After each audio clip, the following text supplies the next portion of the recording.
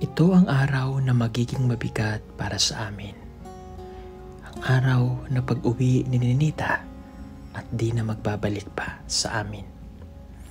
Ang batang inalagaan namin ng 3 taon, inaruga at itinuring na pamilya. Ang mag-aasawa, kailangan pag...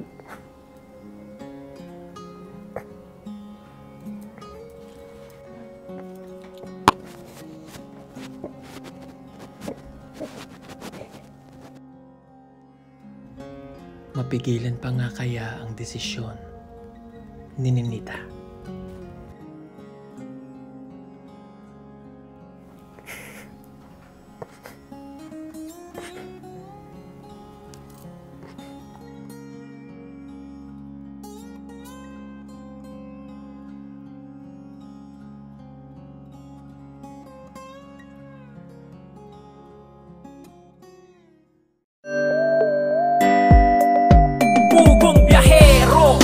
Hero ng masa, ang hero ng masang Pilipino, handang maggala sa kabundukan para ang ating kababayan ay mapuntahan.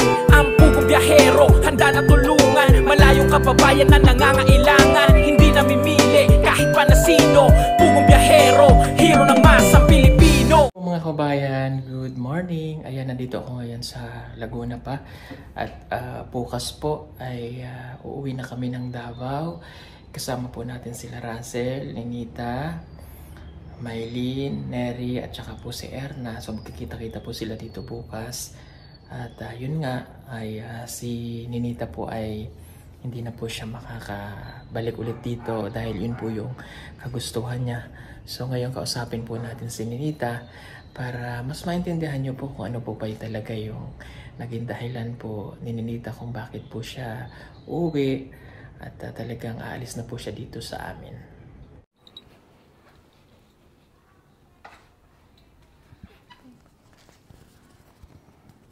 Sen, good morning po mga kababayan. Magandang umaga po sa inyong lahat. Okay, kasama ko na po ngayon si Ninita. Good morning ka. Good morning po. Ayan, okay. So kasama ko po ngayon si Ninita kasi nga po ay uuwi na po siya. Uwi na po siya ngayong 23 o bukas. Ng gabi ay babalik na po kami ng Davao. Okay. So, sa mga bago po nating viewers at sa mga datihan na alam ko kilala nyo na po si Ninita. Sa mga bago po, siya po si Ninita na naging scholar po ng PB team 3 years na. Po, nung kinuha po natin siya sa Davao City. Okay, kamusta ikaw? Okay lang po. Okay, si Ninita po ay marunong na talaga yung magtagalog. So, nakakapagsalita na siya talaga ng dire-diretso na Tagalog. Okay. So, okay lang daw po siya. So, ilang araw po namin siyang nakasama sa sa Batangas. Yan, nagbanding kami kasama si Maylene at si Kuya Jeffrey niya. Okay, so ngayon ikaw ay uuwi na ng Davao. Okay. So, mamaya tatanungin para malaman nyo po talaga kung ano yung ano yung nagtulak sa kanya o bakit nagdesisyon siya na talaga ay umuwi na ng Davao, ano yung mga dahilan noon. Okay. Ano talaga yung dahilan bakit ka uuwi? Doon na po ako aral. So, doon ka na mag-aaral? Apa. Okay. Bakit? Ayaw mo na ba talaga na dito ikaw mag-aaral? Bakit ayaw na Ninita dito na mag-aral? Gusto ko kasama mama ko. Gusto mong makasama ang? Mama ko pa. Mama. Okay. So isa-isahin lang po natin. Ano po? Gusto niya po na doon na mag-aral? Gusto niya makasama ang kanyang pamilya, nanay? Sino pa? Mga kapatid? Apa. Pamangkin. Okay. So, last year, December, that's 2024 ay tama ba? Si Nanay Lorna naman ay napupunta namin dito siya nagbakasyon kasi hindi siya umuwi in December. So at least nakikita niya po at nakasama ang kanyang nanay. So nitong last December ay hindi namin siya pinapunta si Nanay Lorna. December 2024 nung napunta po dito ay hindi na namin siya ulit pinapunta nitong 2025 kasi nga ang plan namin ay uuwi siya magbabakasyon ng ngayong Mayo or ngayong April, no?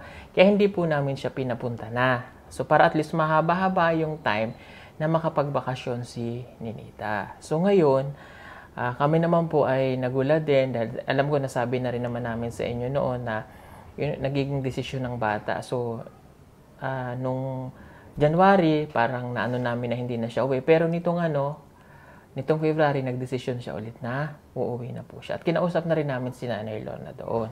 So, ayaw mo ba, tatanungin ko ulit itong bata, ayaw mo ba na si Nanay Lorna ay pupunta na lang dito, magbabakasyon para nakikita mo? So, gusto mo talaga na doon ka? Opo. Okay. Wala na bang ibang dahilan? I mean, baka may iba pang dahilan, bakit gusto mo na umuwi na? Nahihirapan ka ba sa amin? Hindi po. Pinapabayaan ka ba namin? Hindi po. Hindi ka ba namin pinapakain? Pagkain pa. Pinapakain? Okay, hindi ka ba namin binibigyan ng baon? Bigyan pa.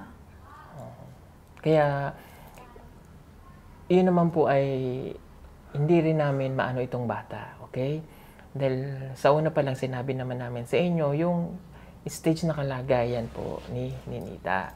So sabi naman po nung mga doktor niya, ay kung talagang gusto yung consultation na doktor po, no, na nasa sa US, at saka yung nag-aano sa kanya, ay nag-sponsor sa kanya, ay darating talaga yung time na gugustuhin ng bata na umuwi, ay pabayaan o pagbigyan, at hayaan na lamang kung ano yung gusto kasi doon makikita natin kung ano talaga yung ano ng bata. Ano po? So kaya kami naman hindi na kami na ano doon at sa amin maluwag naman yung desisyon na yun. Kaya lang ang worried namin ay yung ganito po. Una sa pag-uwi niya po ay syempre yung possible, alam niyo naman po ang buhay sa Mindanao. Sa sitio nila, sa kinalalagyan po ng sitwasyon ng pamilya niya. Una, si Nanay Lorna ay napakaraming binubuhay, mga apo, mga anak, at talagang kayod kalabaw. Kumbaga si Nanay Lorna hanggang sa magkasakit na nga po siya. At awa ng Diyos ay okay na po siya. Dadagdag ulit natin si Ninita sa mga obligasyon ni Nanay Lorna doon sa kanila. Mangyayari, possible na siya ay magugutom, hindi makakain ng maayos, and I don't know kung yung pag-aaral niya ay magtutuloy-tuloy doon. Dahil kapag walang kain si Ninita doon, hindi papasok yan. No? Pupunta sa magtatrabaho. Or, ito yung pinaka-worst, baka mag-asawa si Ninita. Okay. Una, doon ka mag-aaral. Medyo malayo yung eskwelahan ninyo, di ba? Doon po ako titira kapatid ko sa 24. Okay, doon daw po siya titira sa 24. Ito po yung ate Nida niya. Not may ate ha, ate Nida. Na malapit kay na Maylene, doon kung saan nag-aral si Maylene sa Pamantawan Elementary School. So doon siya papasok. Yung pagkain mo. Paano yung pagkain ni Ninita? Okay lang po kamote. Okay lang kamote. O adi lalong walang papasok. Pag laging kamote ang pagkain, walang gaanong papasok na sa isip mo, sa utak mo. Lalo kang mahirapan. Okay lang sa'yo yun? Apa. Paano pag wala rin kamote? Walang lamanan dyan, hindi ka na papasok. Ha? Papasok din po. O mas mahirap yun, papasok ka nang walang kain. Nahihilo-hilo ka pa, inaantok ka, nasakitan dyan mo, yun ang iniisip mo, kumain kasi nagugutom ka, walang papasok sa isip mo. Diba? O. Pangatlo, ikaw ba talaga ay... Okay. Pangatlo, ikaw ba talaga ay papasok doon? Opo, papasok pa ako. Okay, papasok daw po siya. Yung card naman niya kasi ay nandito po sa amin pa dahil hindi pa nakukuha doon sa school, i-release pa lang. Pero wala namang problema kasi teacher naman po si ate ko. So, yung case kasi mga kababayan, sa pag-aaral po talaga ni Ninita ay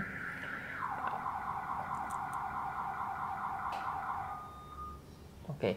Yung case po talaga sa pag-aaral po ni Ninita, siya po ay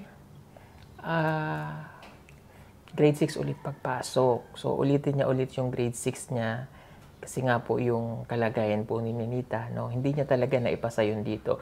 Mahirap naman po na ipapasa natin sa school, pakikiusapan ng mga guro, kung hindi naman talaga kaya. Paano pag nag-high school po siya, mas mahirap. Mas mahirap po doon. Kaya ipapaulit na lang ulit natin and hopefully, ang pagpasok niya dito sa Davao, dun sa Pamantawan, ay maging matured na ulit siya. Maging matured na habang tumatagal, ay nagiging matured na yung isip niya. Okay, doon ka kamo titira sa kay nanay, sa ate Nita. Okay, problema dito ni Nita, kapag wala ring magawa si nanay, wala kayong pangkain, paano ikaw? Diba? Okay, next. Paano kung mag-asawa ka? Hindi po ako asawa. Wala ka bang boyfriend doon na nakaka-chat? Wala po. Sigurado ikaw? Apa. Okay. Paano kapag may naligaw sa'yo at nagustuhan mo na rin? Hindi ako papayag. Aral pa rin ako. Hindi daw po siya papayag, aaral pa rin siya. Pangalawa, paano kung si Nanay Lorna mo naman ang may gusto ka ng pag-asawahin? Pag si Nanay Lorna nang sabing, sige na, mag-asawa ka na, Hindi din ako papayag. hindi ka rin papayag. Apa. Okay. Paano naman kung tinalian ka na ng baboy o baka kalabaw doon sa bahay ninyo? Ng lalaki, magbabayad. Binigyan si nanay ng let's say 50,000 o 25, 30, ganyan. Di wala ka nang magagawa, papayag ka ba? Hindi po. Paano kung wala ka nang magawa? Suselo na lang po Ha? bayan. Sasauli mo ang bayad. Paano kung hindi na maisauli ang bayad? At ginamit na ni Nanay Lorna ang pera? Hindi po ako papayag. Hindi pa rin. Okay. So, hindi pa rin naman daw po siya papayag. Okay. So, ito ay decision po ng bata, no? Kami po ay ginawa na namin yung lahat para mapigilan siya.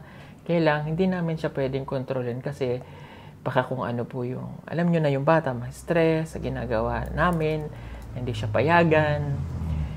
Kaya kami naman po yung nag-iintindi na. I know, naintindihan nyo naman po yung kalagayan ni Ninita. Huwag po natin siyang ibabash kasi kami po mismo yung nakakaalam sa sitwasyon ng bata. So, sinasabi po namin to sa kanya para at least malaman din niya na kami ay nandiyan pa rin para sa kanya. At yung mga incident na pwedeng danasin niya doon. Okay. When it comes naman po doon, paano yung bata, yung pagkain niya. Siyempre, kami po na naging guardian niya at ni na ate, ni na tatay, nalulungkot din talaga kami kasi ito pong batang ito ay naging party na ng aming pamilya. Lahat ng okasyon, Mapamindoro man, Kalatagan, basta makakapunta po at wala silang pasok. Yan pong mga yan ay kasama, wala pong naiiwan dyan. Kasi tinuring na po namin silang, turing ko sa kanila mga anak, turing ng aking nanay sa kanya apo, ni Ate Nida ay kanyang mga nanay at tatay. So sila po ay talagang pamilya namin. No? Kung ano po yung trato namin sa lahat ng miyembro pamangkin man, kapatid, ganun din po yung trato namin dito sa mga batang ito. Okay, at lalo na po si Ninita dahil siya nga po yung kailangan talaga ng atensyon. Okay, pagdating naman po niya dun sa Davao, ako naman, ay hindi naman, alangan naman pong pabayaan namin ito. No, tutulong pa rin po ako. No, kasi sa amin to nanggaling eh. Kumbaga kami ang parang naging ganyan yung bata, na-develop, unti-unting na-develop, although kulang pa talaga. Mahirap naman po na makita namin, like for example, nandun na siya sa Davao, walang kakainin yung bata, tapos hindi makapasok. So, susuportahan pa rin kita ni Nita, papadalan pa rin kita ng allowances mo, pagkain mo, ano? Pero isisigurado ko na ikaw ay makakakain ng tama, makakakain ng maayos, hindi ka napapabayaan ng mga damit na sinusuot mo. Yung lahat ng tinuro namin sa'yo, hindi mo yun tatanggalin. Apa. Kung paano ka manamit, paano ka maglinis ng bahay, paano ka mag-ayos sa sarili mo, ayaw na namin ikaw ay magiging marumi. Madumi ang kuko, madumi ang lahat, madumi ang katawan, damit, marami kang damit. Kailangan kapag umuwi ka doon, maayos ka pa rin. Ha? Pwede mong sabihin si Nanay Lorna na hindi yan ang gusto ko at alam mo yung tama na pwede sa'yo. Pag umuwi ka sa inyo, yung kalinisan ng bahay, kailangan malinis. Yung lahat ng tinuro namin sa'yo, ha? Wag na wag kang magpapabaya sa sarili mo. Ha? Pero wag ding matigas ang ulo. Apa. Ayaw ko na makikita kita at mababalitaan ko na kung saan-saan ka pumunta, gumagala roon. Kasi nakawala ka na eh. Naintindihan mo ako? Magagala ka ba doon? Gagala ka ba? Ha?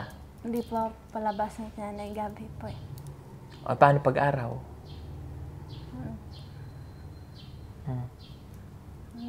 Sa bahay lang po. Sa bahay? Apa.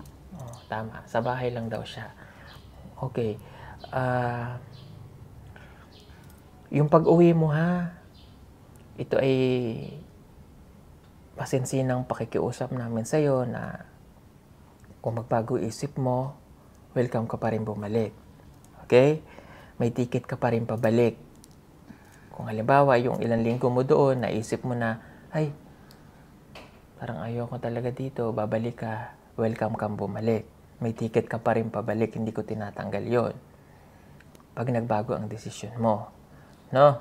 Kaya yung mga ilang damit niya pong natitira dito, hindi pa namin, yung mga damit niya na dadalhin, yung sasapat lang sa pang-araw-araw niyo doon. Yung ibang damit, hindi mo na namin ipapadala until May 16. Kapag nag-May 16 na talagang ayaw niyang bumalik, tsaka po namin isi-ship yung kanyang mga damit na ipapa-LBC na lang. Okay, at ito po ay desisyon na ng bata, wala na po kaming magagawa doon. Okay? So, yun lang ang ano ko sa kanya at yung mga payo ko na sinabi ko sa'yo, susundin mo ha. Apa. Okay, and syempre, magtitingko lang din po ako sa ating sponsor, sa unang-una niyang sponsor, magamat na natapos po yung kontrata noon kay Tita Telma, no, na tumulong po sa una. Siya po talaga yung dahilan kung paano po napunta si Ninita sa amin. Siya yung unang tumulong at dinala sa amin. Sinuportahan niya hanggang 2 taon si Ninita. And the rest, ako na po yung kami ng aming pamilya na nag-ano sa kanya, no?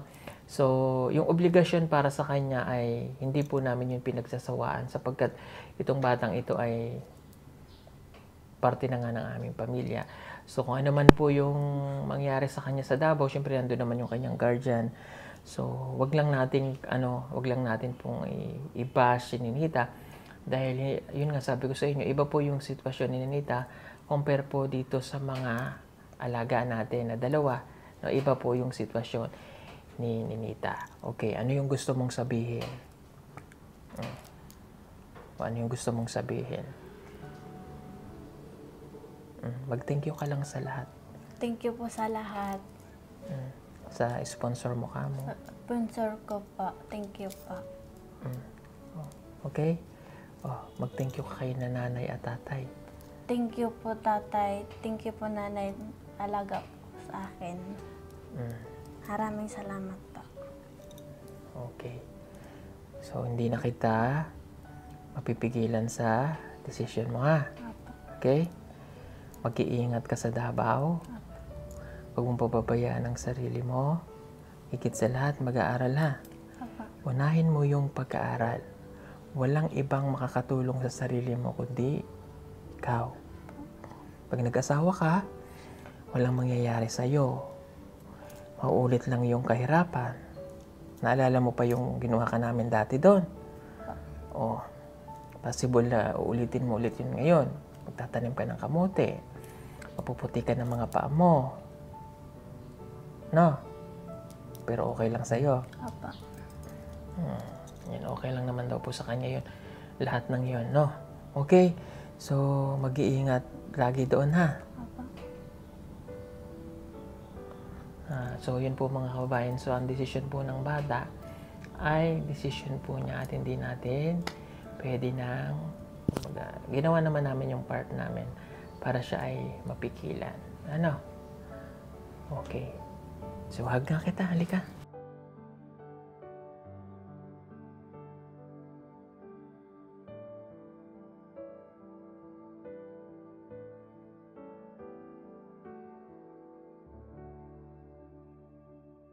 Mainit ang panahon at kailangan mong magtipid ng kuryente. Huwag kang mag-alala dahil meron tayong solar stand fan. Pwede mo na itong gamitin gamit ang solar panel at pwede rin ito sa electric. Napakadali lamang nitong gamitin. Isaksak lamang ang cable ng solar panel sa stand fan.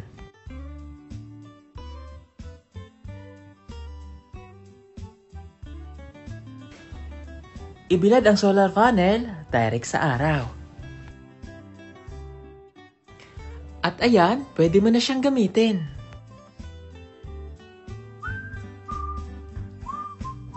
Napakaganda nitong solar stand fan na ito at napakatibay. Mayroon na rin siyang ilaw at pwede ka ritong mag-charge ng cellphone.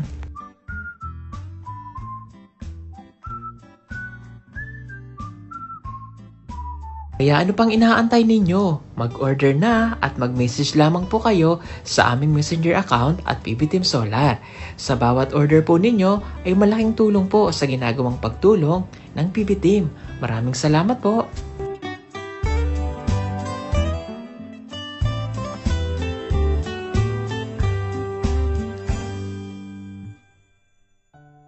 Thank you din po talaga sa akin, Daddy Paul.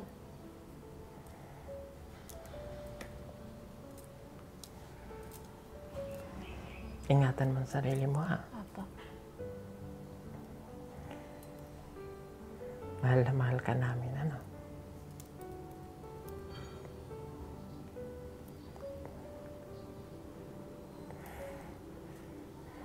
Huwag kang mag-aasawa. Kailangan pag...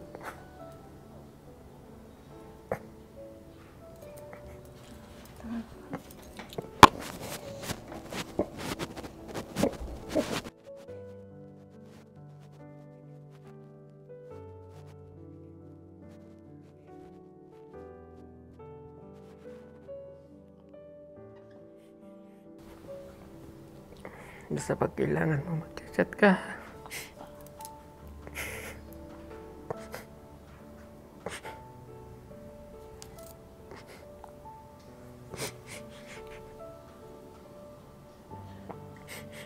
Lahat ng payo ko susundin mo, ha?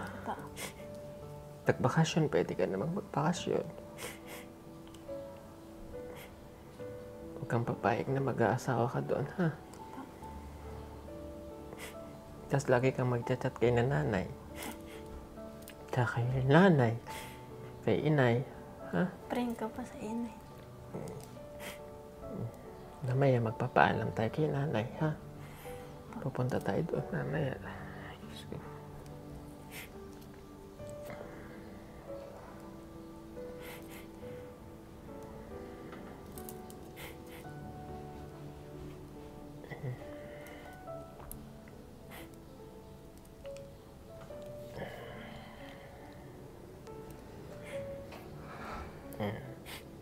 Magsisimba ka pati, ha? Hindi pa lagi kayo nagsisimba ni nanay. Huwag mong kalimutan si God, ha? Yung pagpipray sa umaga. No? Iniisip ko po talaga yung pagkain nitong batang ito.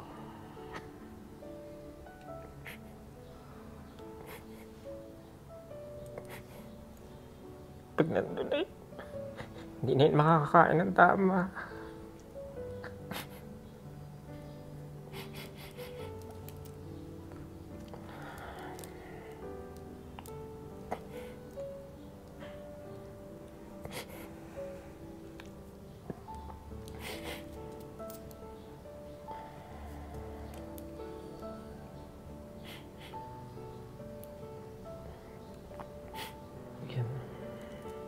Kinausap ko talaga siya ng kabilang dalawa para at least mas maintindihan niya po.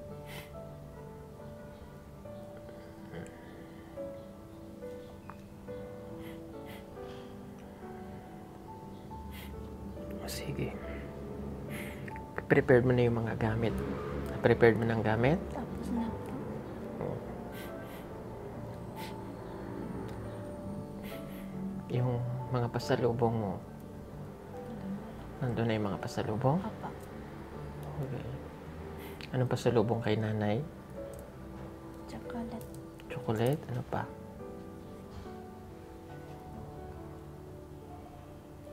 Ano na? Sa mga pamangkin mo? Sa Daba na po ako bibili. Doon ka na bibili sa Davao? Okay. O yung mga proper hygiene, ha? yung deodorant, ha? Taki kang mag-ano nun, yung mga basta lahat ng tinuro ko sa'yo, ha? Okay, magchat-chat ka sa amin, ha? Tatawag kay nanay, kay tatay. Okay? Magtutubas lagi ng ngipin para hindi na masisira yung ngipin mo kasi yung ngipin mo, di ba, pinaayos natin yung ngipin mo. Dapat malinis palagi yan. Huwag masyadong magkukot-kot ng tainga. Kasi pag nagkasakit ka doon, mas mahirap lalo kay Nanay Lorna. Ha? Vitamin C. Para hindi sisipunin. May mga vitamins kang dadalhin. Kakain ng oras, ha? Kasi pag nagkasakit ka doon, wala na. Ha? Okay, sige po mga kababayan. Thank you. At mamaya magpapaalam na siya sa amin lahat, sa kila ate, kila nanay. Magkakainan po kami doon sa bahay para sa kanya pong pag-alis.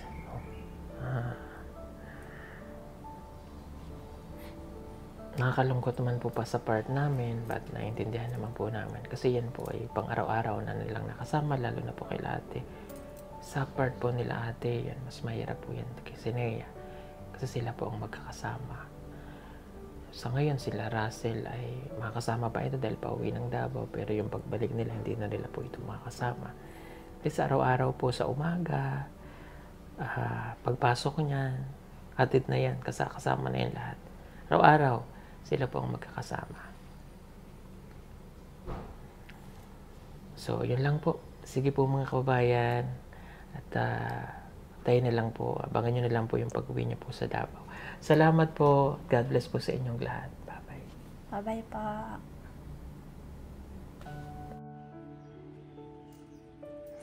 Kasi naalala ko yung pagkain unang-una. Kahit nga hindi siya dito pag-aral.